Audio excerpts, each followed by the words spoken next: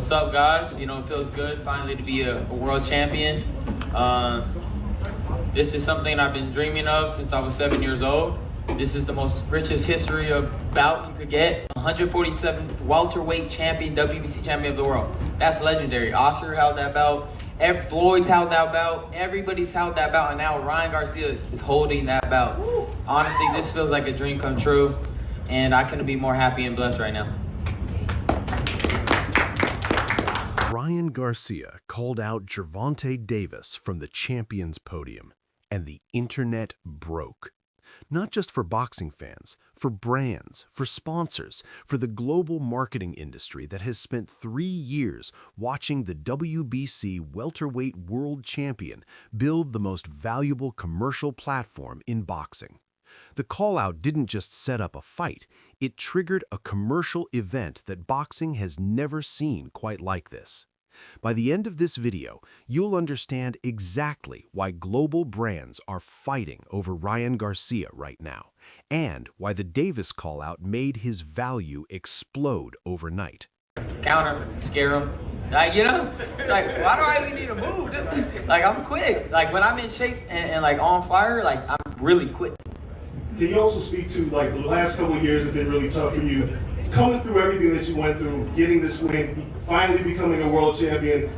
Talk about this moment and how much it means for yourself, your father, and what it means. If you clicked this video, you already know Ryan Garcia called out Gervonta Davis publicly, with the crowd going insane from the position of WBC world champion. Most people watching right now see this as a boxing story. 2 fighters, 1 rivalry, a rematch being built. But here is what this channel has been tracking, and what almost nobody in the mainstream boxing world has connected. Ryan Garcia is not just a boxer calling out another boxer.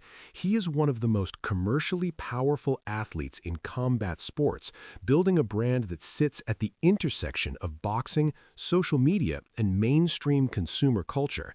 And the Davis call-out just put everything he has built in front of the largest audience of his career. We are breaking this down in 3 parts. First, what Garcia's commercial infrastructure actually looks like, because the numbers will stun you. Second, why the Davis call-out specifically created a brand moment that global sponsors cannot ignore.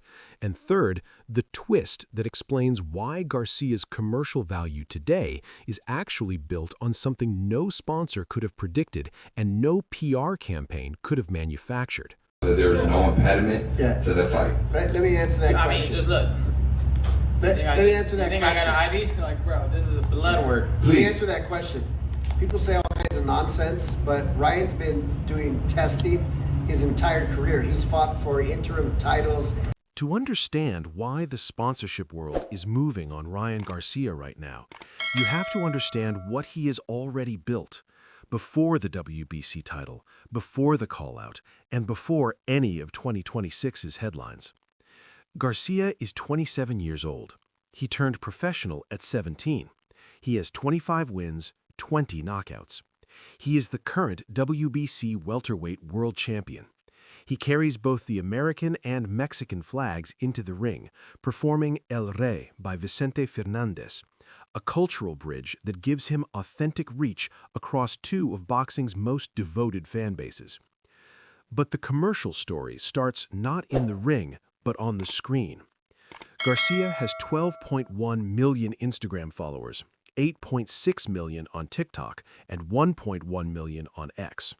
In 2020, before he had fought a world champion, before any of the major bouts, Sports Pro ranked him the 12th most marketable athlete in the world, using Nielsen data for his athlete influencer score. The number was higher than Steph Curry, ranked 13th, higher than Patrick Mahomes, ranked 26th, higher than Tom Brady, ranked 30th. A 21-year-old lightweight with a mostly regional following outscored 3 of the most famous athletes in American sports in marketability. And Gatorade was paying attention. In January 2021, Garcia became the first American professional boxer ever to sign a national endorsement deal with Gatorade. The company's global head of sports marketing confirmed the signing. Garcia's own explanation: When I was first coming up, a lot of boxing promoters said social media doesn't matter. I would explain to them, humbly, that it does, and that one day it is going to make a difference. And you see that slowly happening. And this is where the story gets complicated. Now, most people know Garcia has sponsors. Fighter has brands. End of story. But here is what nobody has put together, the full commercial picture of what Garcia had already built before he ever called out Davis as WBC World Champion. His sponsor list reads like a mainstream athlete's portfolio, not a boxer's. Gatorade, first American professional boxer in the brand's history. Gymshark, reportedly a 7-figure deal. Young LA, fitness apparel. 1800 Tequila, Dior, Dolce & Gabbana. The brands span sport, fashion, lifestyle, and luxury. That is not a boxing sponsorship list. That is a cultural figures portfolio. Oscar De La Hoya, who has promoted Canelo Alvarez, one of the highest-paid athletes in the world, once told TMZ Sports that he hoped to eventually land Garcia the biggest contract in sports history. That is a specific claim from a man who knows what elite commercial value looks like. Garcia's net worth in 2026 sits at an estimated $50 million. That figure reflects fight purses at the 8-figure level, PPV upside, and a brand portfolio that generates income independent of whether he wins or loses any individual fight. After losing to Davis in 2023, his first professional defeat, Garcia kept every sponsor. After the Haney no contest and the year-long suspension, Garcia kept every sponsor.